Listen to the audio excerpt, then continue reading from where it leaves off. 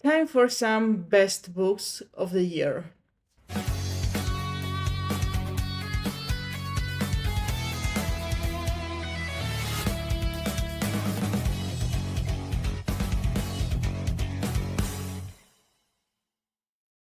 Greetings, my name is Nina. Welcome back to my channel.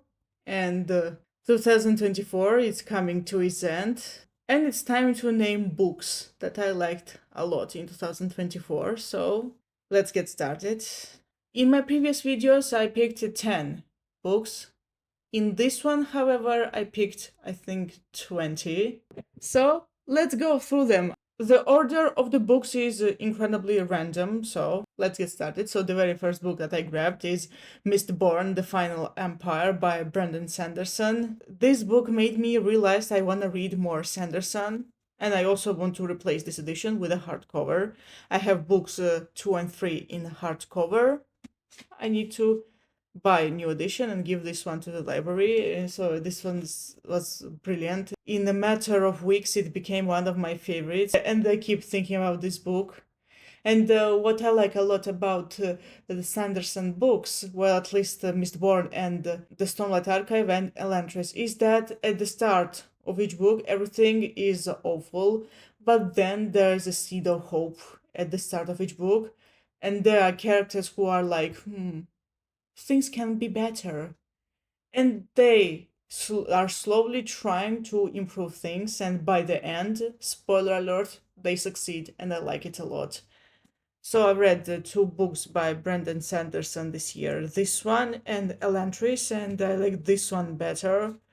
But I really like Sanderson's pattern, and now I understand why his books are so popular. That's because they are about improvement, they are about hope, they are about friendship and things like that. And what's most importantly, these topics are executed really well in a very believable way. So the topic of betrayal and what betrayal is, and whether you should forgive someone who betrayed you, it's a really big topic in this book. So, and whether there was a betrayal at all. Yeah, it's done really well.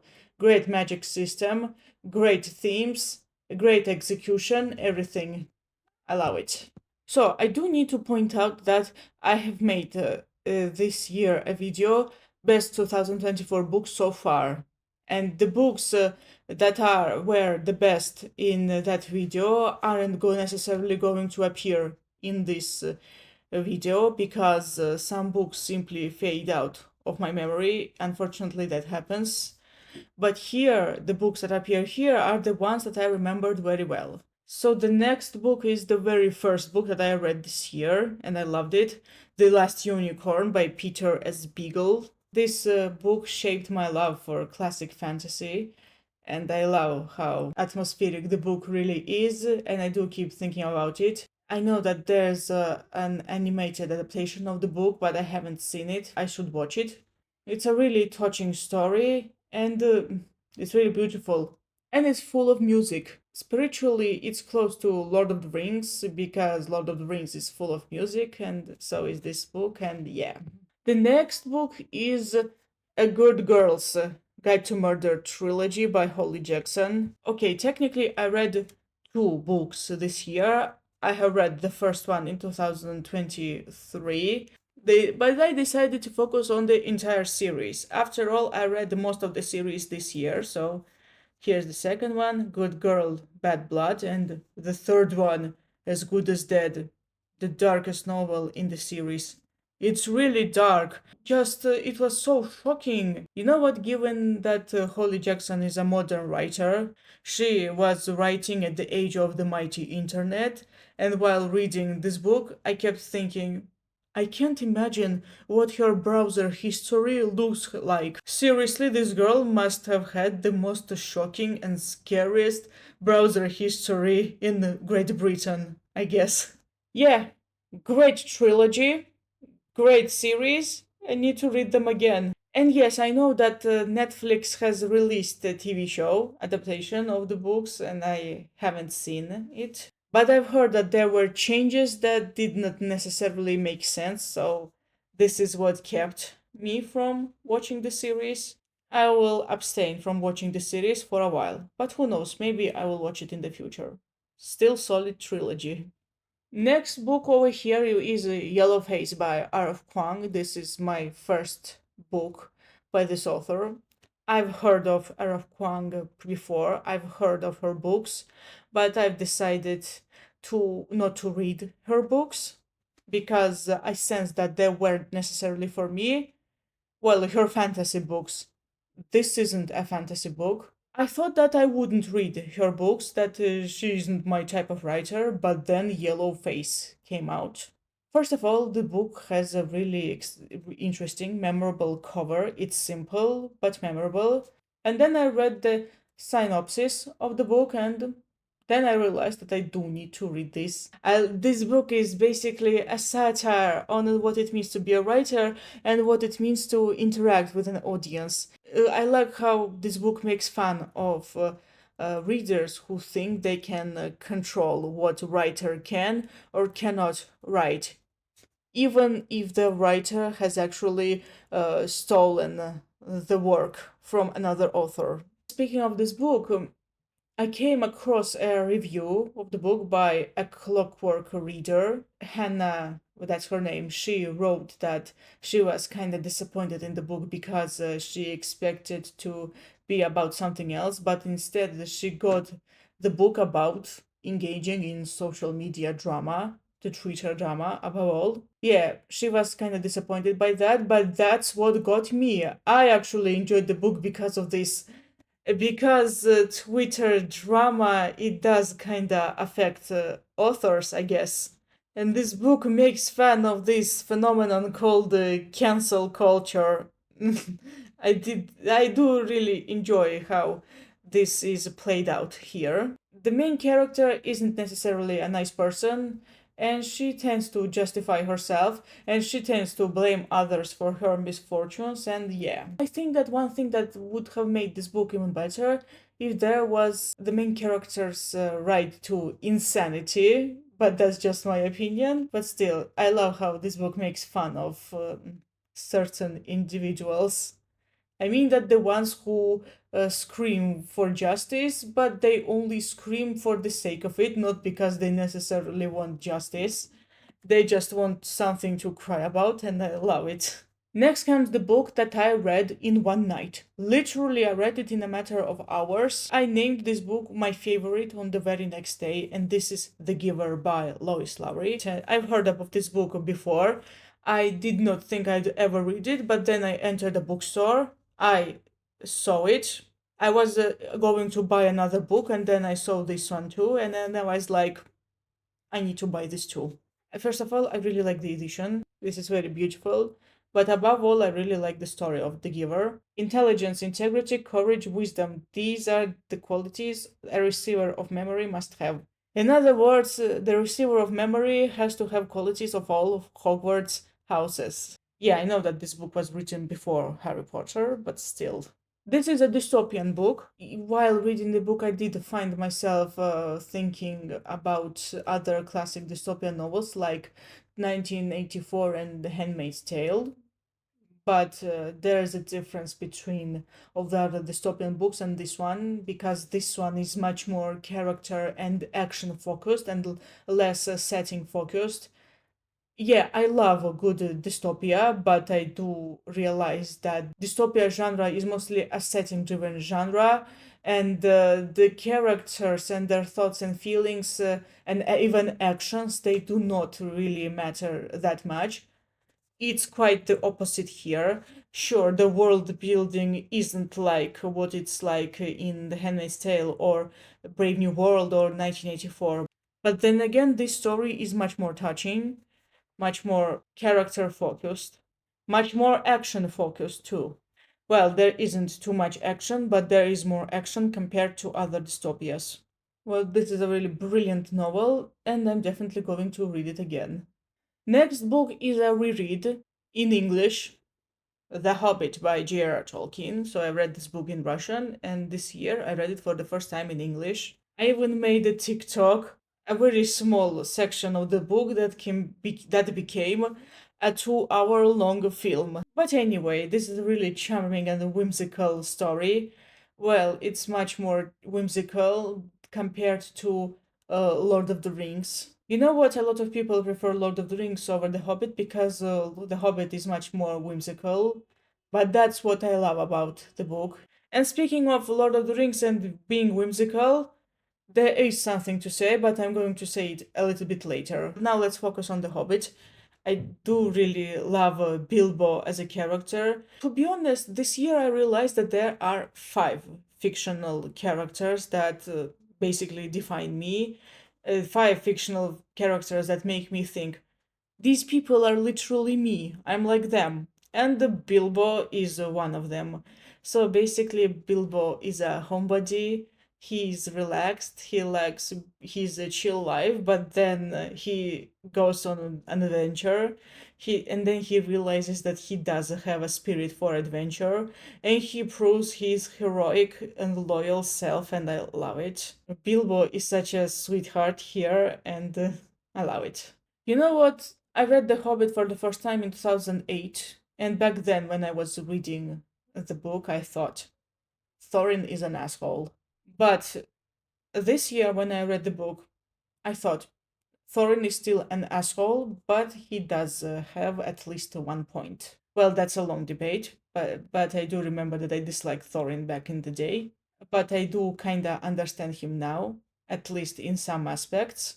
Yeah, this is why it's great to read the books again. You can refresh your memory, and you also look at some characters and their actions differently. It's really nice, and Bilbo undergoes a great character development here.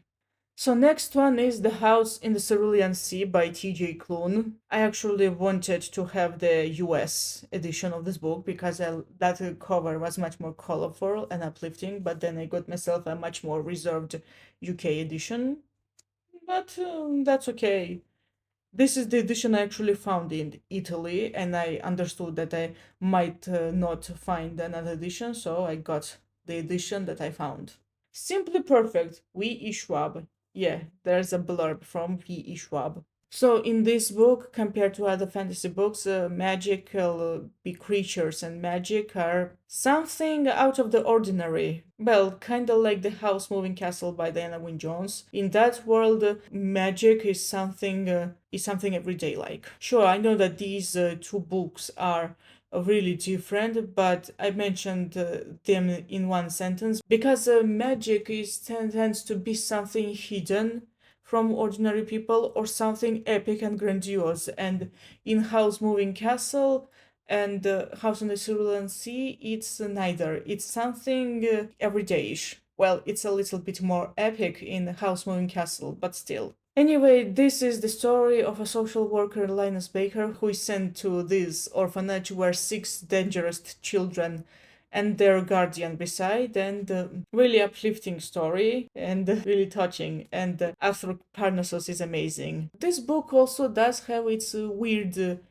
peculiar moments, and these moments made me think, this book would make actually a really good animated film. Yeah, I think that if this book is going to have an adaptation, it should be animated in 2D. Yeah, I know that animated films these days are made in 3D, but when I was reading this book, I thought of 2D. It should be made in 2D. I hope that's what happens. Well, speaking of V.E. Schwab, I have a book by her in this video. It's Vicious. I really like this edition. The cover is really stunning, and I just like it very much. It just happened that Vicious and House of the Cerulean Sea, they go hand in hand for me. It just happens that they are together on my shelves. I mention them together. When I list my books, I even list them together. It just happened. It wasn't deliberate. So yeah. I do really like stories that focus on 2 characters, their friendship, and even their rivalry. We have 2 very different people named Victor and Ellie. Eli. Well, it's short from Elliot. It should be Ellie, I think. They study together at the university, and they're both very ambitious men. And one day their ambition goes incredibly wrong. And then 10 years later, Victor runs away from prison and goes after Ellie, and Ellie goes after people with superpowers named Extraordinaries. They receive their powers from a near-death experiences. While I was reading this book, I was rooting for Victor. I found myself rooting for him. He isn't a really good guy. He does have his dark moments, but compared to Ellie, he is a saint. Yeah, I know that this is a weird comparison, but Ellie was terrible. Hated him, wanted Victor to kick him. This book is told in flashbacks. There are flashbacks not only the events of 10 years ago, but also to the events of yesterday. Really solid thriller. Really liked it a lot. Next book is Harry Potter and the Goblet of Fire by J.K. Rowling. So while reading, I noticed a lot of details that I previously either ignored, I remembered them differently, or even more importantly, I watched the film too much and did not think of the book that much. You see, out of all the Harry Potter installments, Goblet of Fire is the most, in my mind, altered by the film. Well, that's because I have a DVD of Harry Potter and the Goblet of Fire with extra materials, aka behind the scenes stuff. I watched that a lot. I do remember when I first tried reading the book, I actually failed to read it. It was too difficult for me. Well, the first 3 books I read like nothing. This one was kind of difficult, and so was book 5. In overall, the Harry Potter films affected my perception of the books. And reading the books right now, I'm setting myself free from the films. I do not want to think of the films that much, but I did think that when I was reading the second task chapter, because I think that in the film it's done really well. It's a solid scene in the film, the second task. I'm rereading the series and I'm setting myself free from the films. It has been a long time since the last one came out. Yeah, I do actually realize that that's the problem with a lot of screen adaptations that are really popular. They sooner or later alter your perception of the book. Maybe if I was reading this while the films were still coming out, my perception would be different, but now it's quiet, so I can read it in peace, I'd say. And also, this is the only book that I have in a house edition, a Gryffindor edition. The rest of the series I have are in these covers. I like them very much. And this one I actually could have gotten in the same cover, but then there were discounts to this one, so I went after discounts.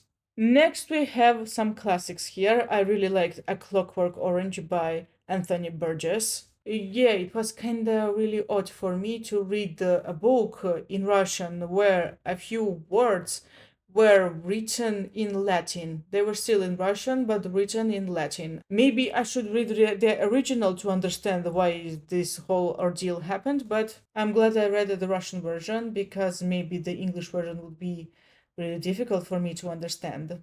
And after I finished the book, that I found out that in the US, the book was published without the last chapter.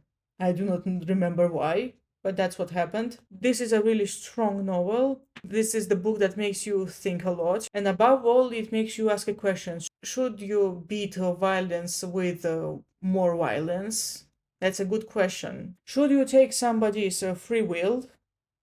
Another question that the book asks. Then we have 2 Alice Oseman books over here. I was born for this. Here we have 2 protagonists, Jimmy and Angel. Jimmy is a singer in a band called The Ark, and Angel is a fan of The Ark, and their paths cross. Obviously, when you have 2 characters like that, their paths are going to cross, and the circumstances under which they cross paths are really wild. I like this edition of the book, actually.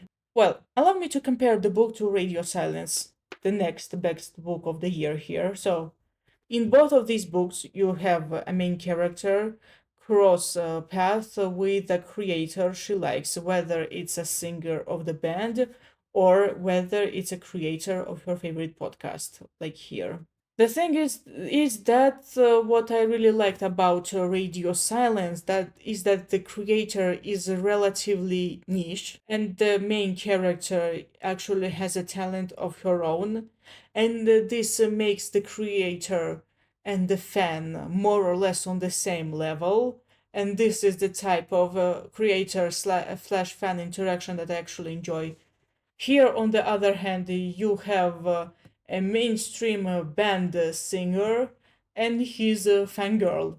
Okay, she may be a reserved fangirl. She doesn't have a special talent of her own like the main character of this book does. And when you have the creator that it's out of reach and simply a girl fangirling, that isn't something that I enjoy. But I do like when the creators are more or less on the same pace. This is where I liked Radio Silence better in this aspect. But I Was Born for This was the book that became my favorite. After all, I do love musical themes. Even though I never liked boy bands, I liked a few songs and that's all.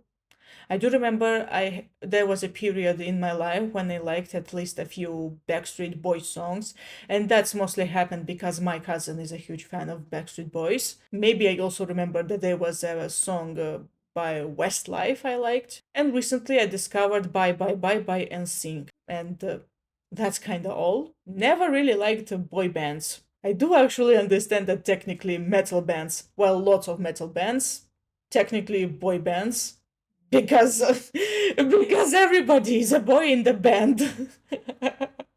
Well, in most of the bands, which is kind of ironic considering that the very first band that opened the doors to metal for me, the very first band that was a gateway band for me, had a female band member. It wasn't entirely all boys band. Given that this book has two protagonists, there are different themes coming with these protagonists. With Jimmy, you have a protagonist dealing with fame, obsessive fans, loss of privacy, etc.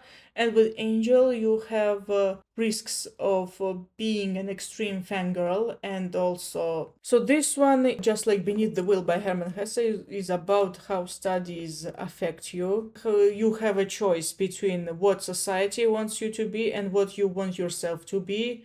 And there's also a mystery. It's also about reunion. Wow, I'm talking about the Alice Oseman book, and I want to read them again.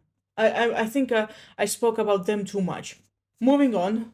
Next, we have Scott Pilgrim graphic novels. So I'm showing you only the first one because the graphic novels are way too heavy. And this is the first one, is the shortest one, and it's easy to pick up. So I decided to show only the first one. I reread them in June, and these graphic novels are insane. Insane in a good way. It's crazy. It's sometimes illogical. Well, because it has a video game logic. The plot itself is crazy, and it's mostly about young people who are whining and whining about relationships and stuff, but it's so much fun. It's really, really fun. But now, when I reread the graphic novels, I can definitely say that this series is also about breaking free of habits that could destroy you, habits or people. Well, if you read the graphic novels, you understand what I mean. Spoiler alert, in the last one, that's what happens. Partially, one character wants the toxicity associated with certain individual, but then she realizes that other parts of her are like enough. This is actually a great thing about Scott Pilgrim. Then we have the Aristotle and the Dante books. I've heard about these books before, but I never thought I'd read them. I actually, in the store, there were books in a box set, but I bought them separately. I actually do like these covers, especially this one. So I do remember I bought Yellow Face. And then the shopkeeper told me that you could get a gift discount if you bought another book. And all of a sudden I found myself grabbing Aristotle and Dante, Discover the Secrets of the Universe. I really wanted to read this, but then I realized that I'm not going to start reading it until I got myself the second one. And I'm glad I did. These books are so much fun. Okay, they are really fast paced, they are written in a very easy manner, accessible manner, but they are really sweet. You know, the best thing about the first book that I liked a lot is that its moral of the story is that you cannot stop talking about somebody and pretend that they did not happen. Silence is going to destroy you, and I like how Ari's family learns this lesson. Because, spoiler alert, Ari's family has a son in prison, and the parents basically stopped talking about him. This hurts Ari, and I like how they later learn to talk about the stuff they don't like, because silence isn't an option here. Actually, fun fact, when I saw the title of the book for the first time earlier, before I bought it, Aristotle and Dante, I actually thought that it was a published fanfiction about those Aristotle and Dante, the philosopher and the writer of the Divine Comedy, respectively. And I do actually like the fact that the books, they kind of play with the fact that the main characters are named Aristotle and Dante. Aristotle thinks that he isn't a very philosophical person. He does not reflect. He does not have the right mind for it, and that people expect a lot of him based on his name alone. But for somebody who claims that he isn't philosophical or that intelligent, he does reflect a lot. He thinks a lot. He's philosophizing a lot, and he does live up to his name. You know, the only downside I think that these books have is that I wished for at least one chapter written from Dante's perspective. In case you didn't know, both books are entirely from Aristotle's perspective. I think that's because Dante has a unique perspective on life, while Ari is much more down to earth. He's much more grounded character compared to Dante. Yeah, so these guys are very different, yet they come together and these two books happen. Yeah, these books are actually pretty big.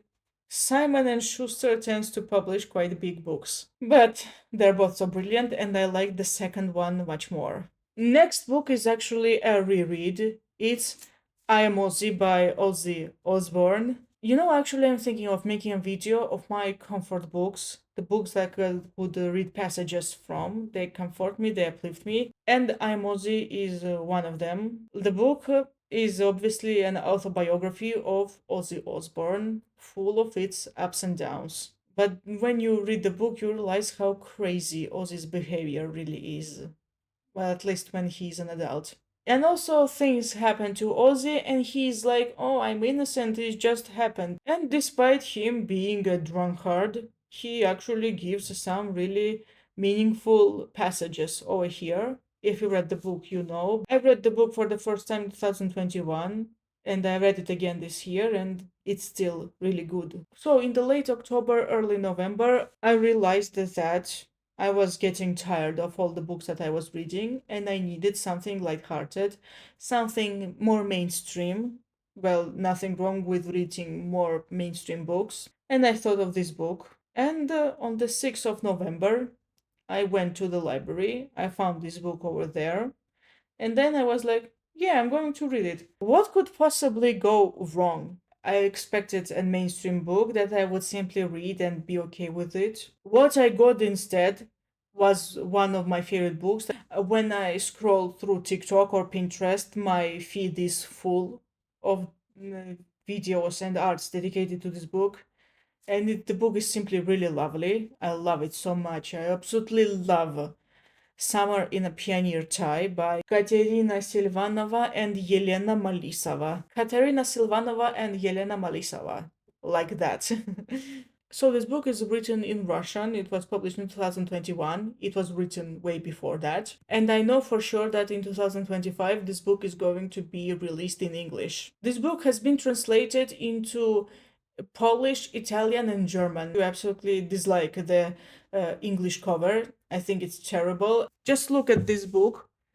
It's really nice. So you have these two main characters as youngsters. And over here, if you turn the book upside down, these are their adult versions 20 years later.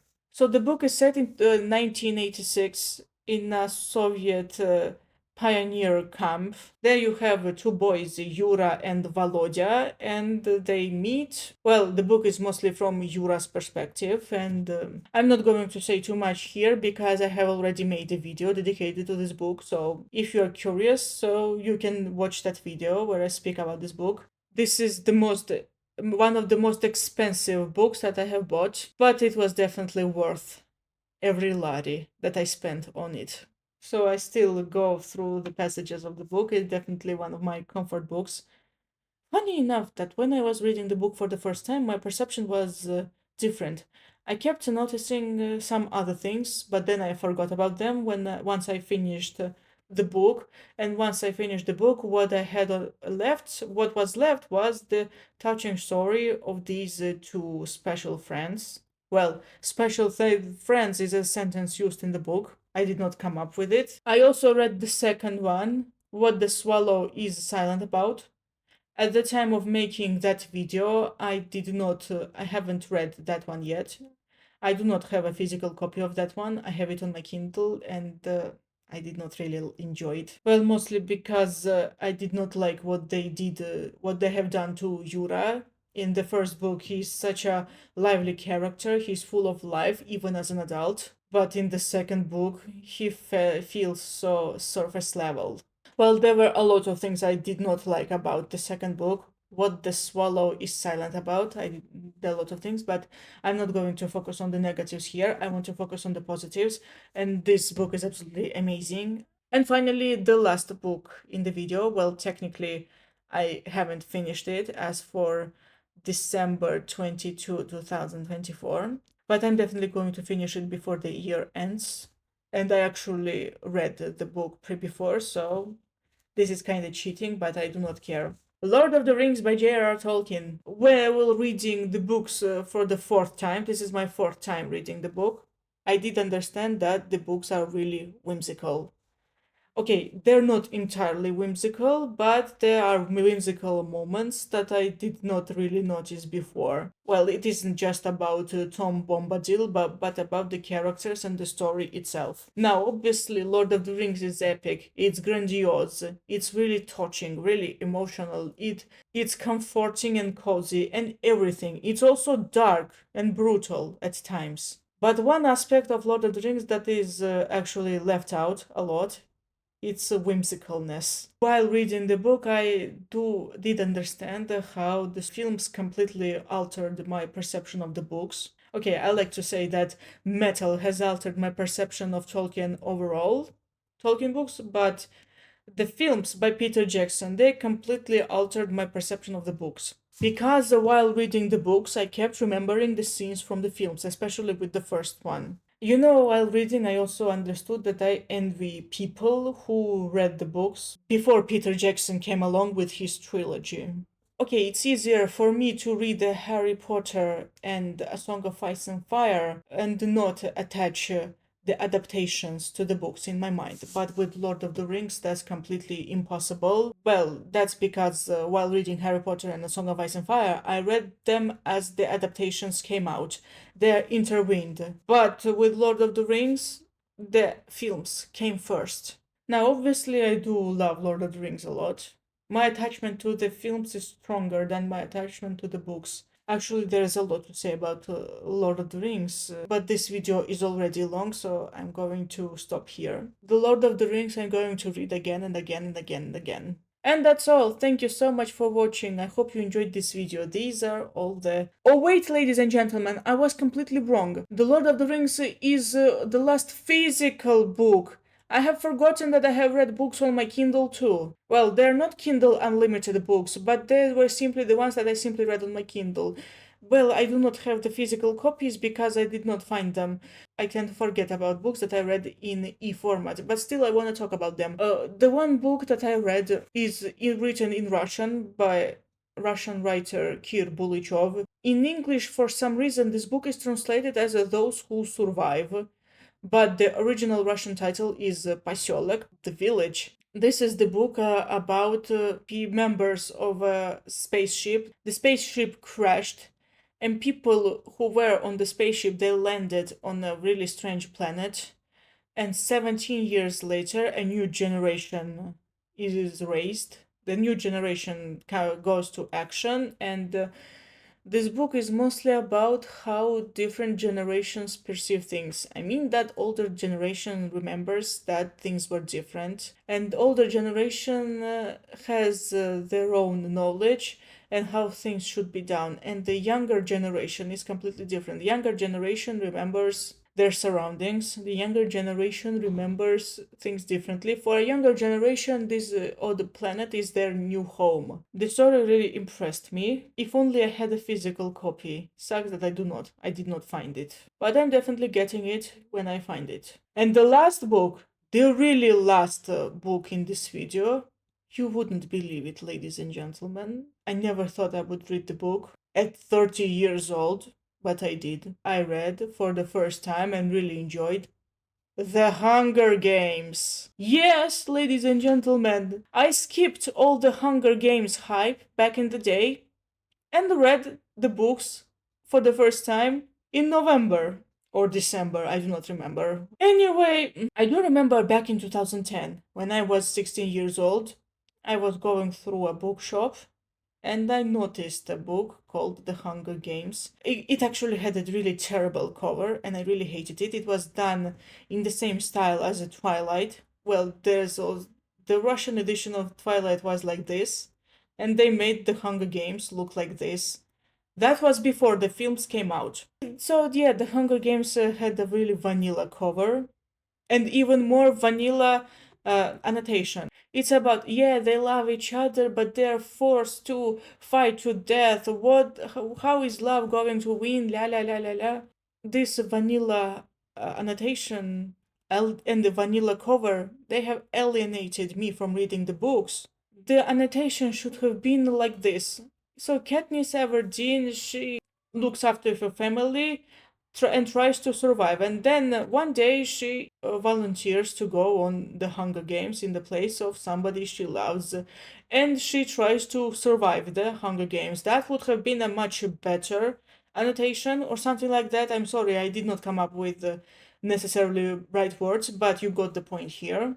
My point is that if the books they focused on Katniss' survival, well, that would have been much more interesting. But I did go to the cinema to watch the first film and I really liked it, but unfortunately, I happened to watch the film in a terrible Georgian dub, and I did not go back to the Hunger Games for a long time until this November. I have definitely to tell you that I do not remember the first film that well, and I have never seen this next installments. But I am also reading the second the Hunger Games book on my Kindle. For I just remembered that I did not read the Hunger Games on my Kindle. I actually got the book from the library, even though I have it on Kindle. Sometimes I need a push to read a book on a Kindle instead of physical book. I still prefer the physical copies. I actually really enjoyed the Hunger Games. I never thought I would actually like them. Really solid survival story. Really, it's really done really well. I liked it. The world building, the characters, the pacing, everything. I liked it, and I really liked Katniss herself. I do remember back in the day, she was labeled as this strong character, blah blah blah. But when I read the book, I did not like her because she was a strong character. I liked her because she was a flawed character. Well, she's actually really can be aggressive. She is mostly keeps for herself. She is angry at the world. She is stubborn. She makes mistakes. She is her own thing, and this is what I liked about her. Not that she was a strong character. Strong character is actually a really bland description of a character.